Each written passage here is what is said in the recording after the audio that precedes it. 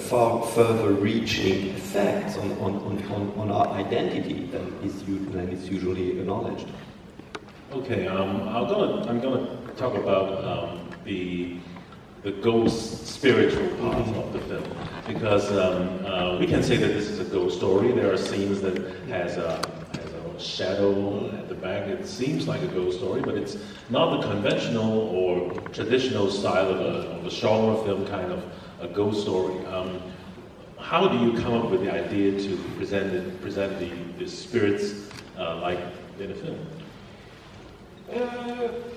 So that's different questions, but to answer the easiest one, I suppose, it's how I represent. And so, as obviously, I'm not trying to represent ghosts the way they are represented in recent genre films. I'm not going to go to make something that's so obviously digital, and my reference point was more like the spiritualist photography of the late 19th century, meaning dating from a time when people genuinely believed they were actually seeing ghosts or having conversations with ghosts, communicating with the spirits. And so at that time, the medium used photography. It was very crude superimpositions. So when we look at them now, it feels very naive, but still fairly scary. But at least it gives a notion of what people experienced. And also when we also use descriptions. There's a lot of descriptions by medium of what they saw during the seances when they were invoking those ghosts. And we tried to stick as much as we could to those descriptions. So there's something kind of fairly documentary in the sense that we try to reproduce the experience of the medium and kind of share it. It's always more or less the same pattern. Something, a light appears gradually, something turns into something that has some kind of humanly shape, and then it vomits an ectoplasm, which is supposed to be the materialization of spiritual energy, something like that. So that's what we use as a blueprint. At the end of the film, there's, I spotted, of course intentionally, there's a shadow right at the back when Kristen Stewart is sitting in the yard, yard, and he's moving across the screen so that everybody can see, and then there's the broken glass.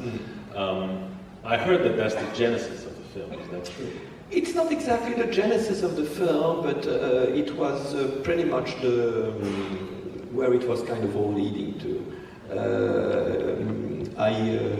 I even had this set built based on that shot. It's like that.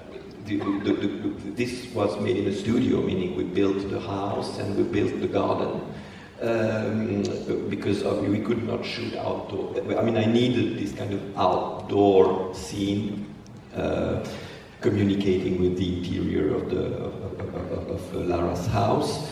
We were shooting in December in Prague, so that was unthinkable.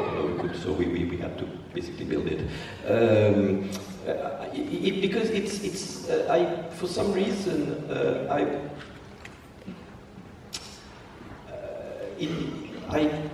this moment was essential because it's really the moment when she loses faith.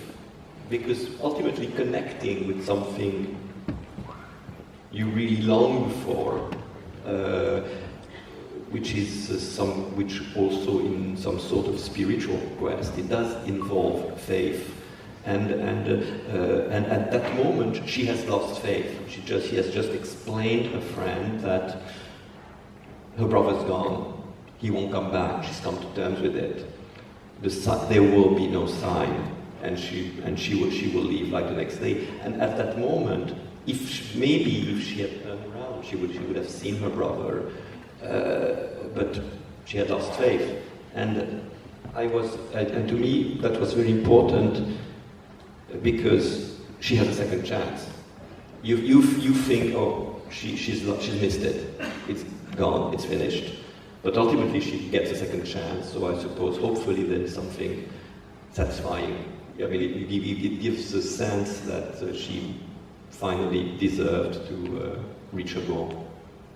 But even for the second chance, she still questions herself. She questions herself. Well, you know, she kind of understands that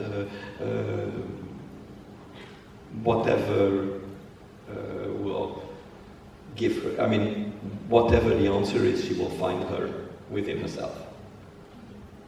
You mentioned about specific mystical things that happened, the photography thing that happens in around 1900s. Mm-hmm. And there are so many things in the film that recall some silent films. Mm-hmm. There's footage of a film, it's set from the 1960s, but mm-hmm. There are also footage at the beginning when there's talking about the paintings of Clint. Yes. And I kind of spotted a shot that's very much like a Fritz Lang film. It's a still from a Fritz Lang film. Uh-huh. It's a still from Babuse. From Babuse, right? Mm-hmm. And there are also a lot of fade outs in the film that mm-hmm. Over time it kind of gives me a feeling that you're trying to create a sense of feeling like the silent films. You know, it's not exactly intentional, but thank you, because you know it's something that I care so much about. I mean, I think that the greater art form was the silent films. I think that I have this obsession with silent cinema. I think it was like a superior form of cinema, and I think there is an intensity, there's a beauty, there's a spirituality in silent filmmaking that those movies have been lost. I mean, it took movies a long time to get back wherever they were when they were at it during the silent era. So I am very influenced, I think, by the syntax, by the way, the narration of silent film, by the mystery of silent films, especially when I'm making movies like Clouds of South Maria or a personal shopper that have to do with the invisible. I think that the silent films were better at filming the invisible than. And also there is the undressing scene of Kristen Stewart. You accompanied it with, if I'm not mistaken, a song by Marlene Dietrich. Yes. And there is a different use of the song because it seems to be diegetic sound, yes. And it seems not. Yes. Why did you choose that song? Yeah, be patient. It's a long story. I'll try to make it as short as I can. But I think that what inspires me when I write a movie, not when I write a movie, but when I start preparing my films and trying to imagine how they will feel like, it's not so much images as sounds. And I usually, put aside in my iTunes library tracks that kind of feel like the mood of the film, and very early on this Marlene Dietrich song felt like it was part of the film. I had no idea why or how, but it's my mother listened to it. I mean, my mother had a Marlene Dietrich record which I liked a lot, and I suppose it kind of has to do with my mother, and who was Hungarian, Austrian and Hungarian, so I suppose hence the Marlene Dietrich connection. And I thought, when I was shooting, I thought I would use that song on the scenes when Kristen is biking in Paris, when she's on her moped, and when I started editing the film, I tried the song on those scenes, and it absolutely did not work. It was just like all wrong. So I forgot about it. And much later, I was watching the film like for the first, second, third, fourth cut. I'm not even sure.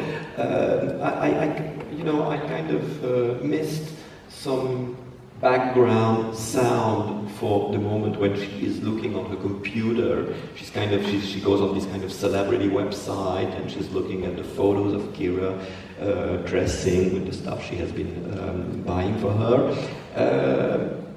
And I thought, oh, maybe for this tiny moment we could use the Marlene Dietrich song. So we put it there. I liked it a lot. We screened the film again. I said, well, you know, I started discussing with my editor. I was so frustrated when the song ended. Why not let it linger a bit?